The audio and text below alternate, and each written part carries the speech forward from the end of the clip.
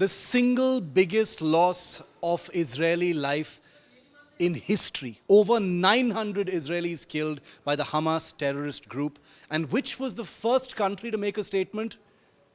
You know the country was India. It was the Indian Prime Minister who put out a statement unequivocally and unambiguously calling this a terrorist attack and expressing complete solidarity with Israel.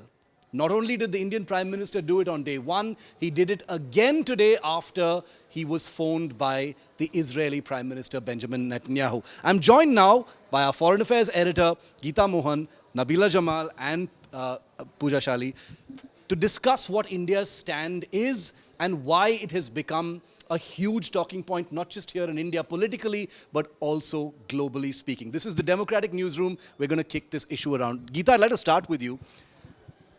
No ifs or buts, no disclaimers, no, but then there is also this relationship.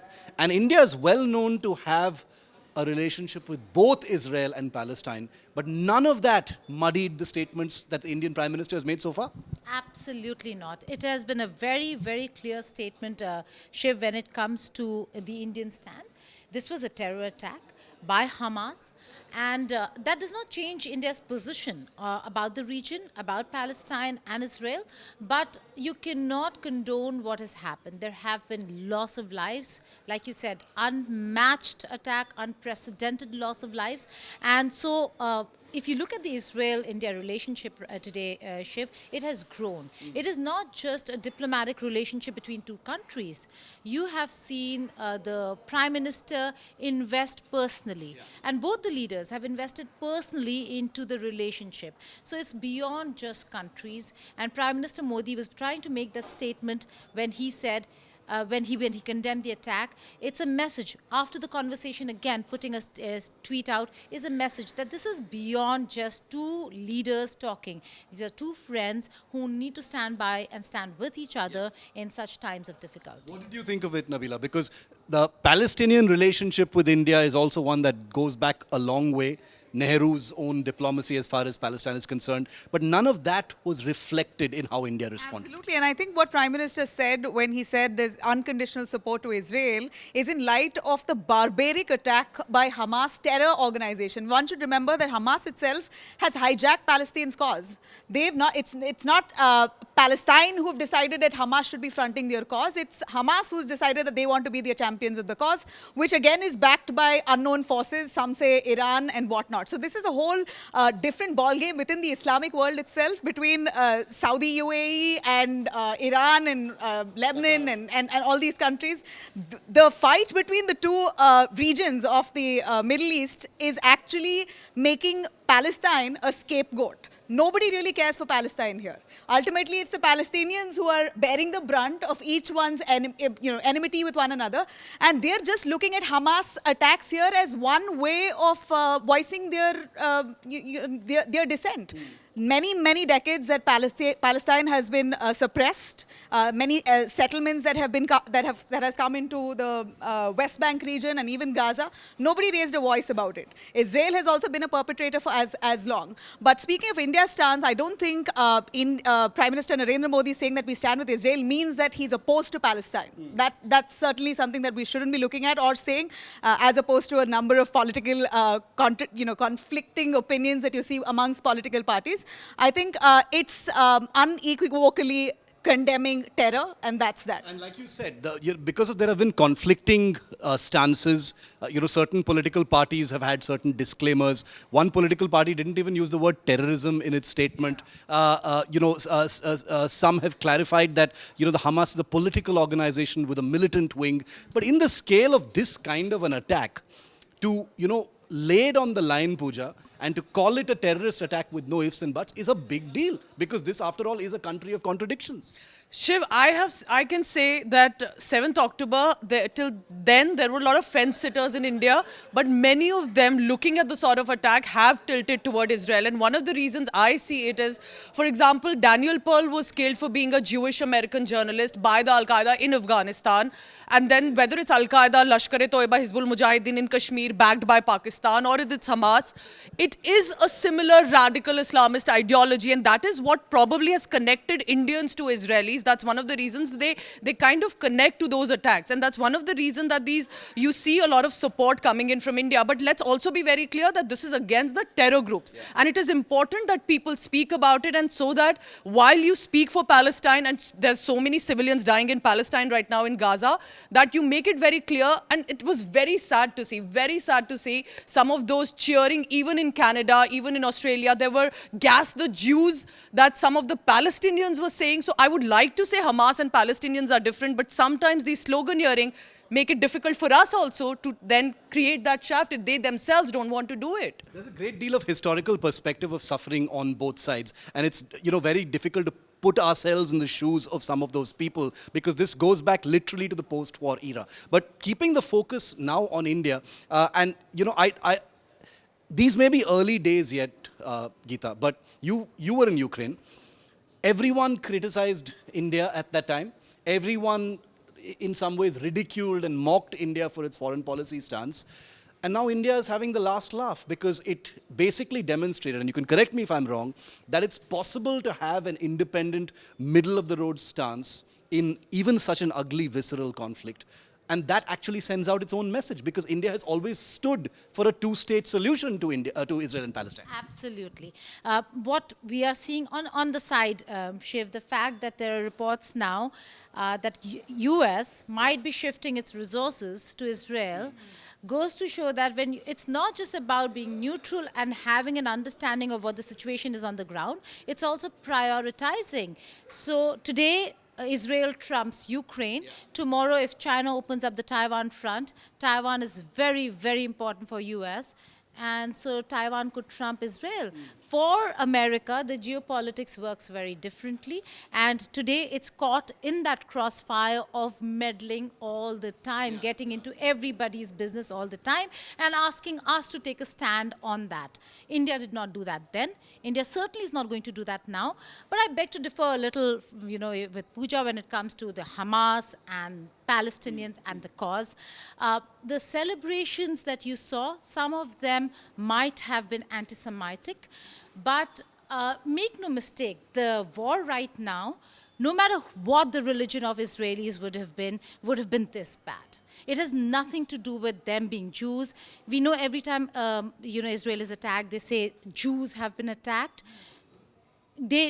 I know where it is coming from, and like we said, we know the historical past of what they've suffered.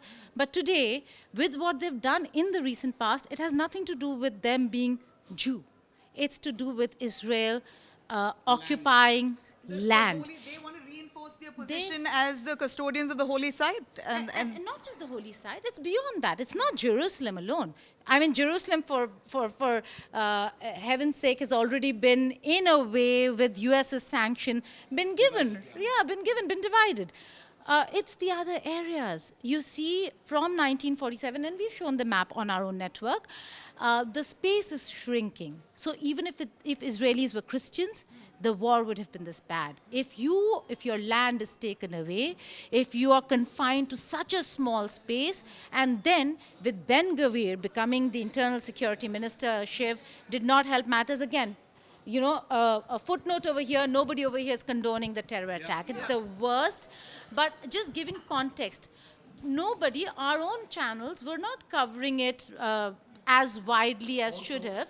Maybe Shiv and I and our shows did, but as channels, news networks, nobody was really covering the Al-Aqsa carnage or the deluge. Unprompted attacks on devotees, Palestinian devotees who were going into Al-Aqsa Mosque, and this has been on for decades now. So, and establishing settlements in Gaza region, in West Bank region, they're entering in and pushing into the Palestine areas. So if it is unprompted and you're constantly unprovoked, you're constantly instigating, there will be retaliation, but this kind of retaliation can't be justified. There could be negotiations, but on the other end, I'd like to quickly say that India has taken, or India's reaction to this is absolutely logical, also for the fact that in the recent G20, there was a trade deal. We have the India, Middle East, Europe corridor coming up, which cuts through Israel. So we are looking at our own interest. Which brings us to the point.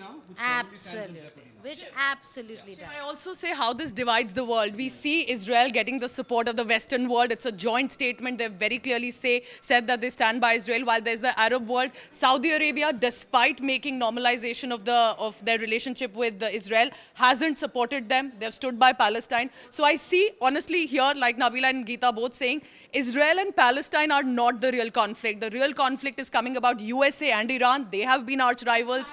And China is coming in. There is, of course, Saudi. So there are multi-players involved. And they're definitely using Israel and Palestine for, hopefully not, but a bigger game, and could be a dirty game in the future. Chess pieces in a bigger game, and as Nabila said, a scapegoat as well in a shifting order. IMEC is in jeopardy, which is the Middle East corridor.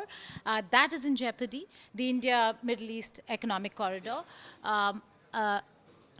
India, Middle East, Europe economic corridor is in jeopardy. Because Saudi and Peace accords, all the peace accords, whether it's the Abraham Accords under Trump or for that matter the Israel-Saudi Arabia peace accord, now in cold storage. Don't think or hope for once that that is going to happen. But going back to Netanyahu, over here, India is supporting the Netanyahu administration, and this is because Netanyahu personally invested in India. Israel and India have personally invested in each other for that stability that is required, that foothold that is required to be in West Asia. India is now a part of the UAE, Saudi Arabia, partnerships that are so critical for India. And you need that because you want to have that connect with Iran as well.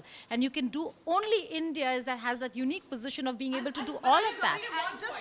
Why is India so soft in Iran? Iran is as much a perpetrator, just like how Pakistan practices terrorism. Iran is doing the same. So why are we soft on Iran? And just as much as we condemn war and the barbaric acts, we still haven't really harshly condemned Russia on what they've done to Ukraine. So there again, we keep talking about Hamas. The fact is, it's not about the Palestine. It's the Qatar that is putting in billions of dollars that could have been used for building a Palestinian society. Instead, was used for terror camps. There is Iran. There is Lebanon. So clearly, the push for Hamas is coming from these other countries in the Arab world, and that is something that the world is also noticing. Last word, guys. But which is again, Shiv, which is why people don't realize the creation of Hamas. You think Hamas is only supported by Iran? Netanyahu, to ensure that Mahmoud Abbas is reined in and the Palestinian Authority do not have a say, gave that fillip to Hamas. Today, Hamas has responded because of the kind of oppression that they witnessed in Gaza. I mean, how does it help Hamas? They're saying to hell. And they will be in hell, by the way. Like I said today on my show, you have a point. I have one point to make. It's just very tragic to see a lot of social media narrative that unfolds now, likening a lot that's happening in the Islamic world with India and Indian Muslims. Just like how I say Palestinians are the scapegoats here, it's often, more often than not, that Indian Muslims are also scapegoats. What happens in the Islamic world cannot be likened to the mentality and mindset of Indian Muslims, and that's something that political parties should refrain from doing because it's a very sensitive environment even here in India. So one communal issues by a issues. Muslim organization and you paint all Indian Muslims? I'm sorry, I have a problem with that. I agree. But nobody is painting Indian Muslims. I don't know who's painting Indian Muslims. But if there are Muslim handles by themselves saying we connect to Palestine because of the Muslim issue, then there are non-Muslims who will say we connect with Israel because we are not from the Muslim community. No, and I think it's absolutely unfair to paint any community, and definitely not Indian Muslims. I'm with you on that. Connecting or who stand with or agree with a cause. We're talking about those who are saying dekha on social media to Indian Muslims. Any form of And if you think extremism that is should not be happening- condemned. Any form of extremism, but dekha to Indian Muslims. but that's Indian Muslims are a whole different community. We are Indian Muslims follow Hindu culture in a way, in a sense. We think the same, we live the same, our cultures are the same. So do not paint Indian Muslims based on what's happening. Hamas terrorists doing what they're doing is barbaric, and that needs to be condemned. I think what happens on social media in many ways is one of the banes of the modern existence, especially the way people process what's happening in the world. But I'd like to end just by saying that I think India has demonstrated a certain level of maturity so far. Two statements unequivocally, unambiguously calling out terror. while at the same time not compromising its independent position as far as both Israel and Palestine is concerned. There has been suffering in that region for as long as most people can remember, and it requires a solution and a lasting peace. It is possible to support Palestine while condemning Hamas. It is possible to support Israel while being concerned about what's happening in Gaza at this point of time. Thanks for watching.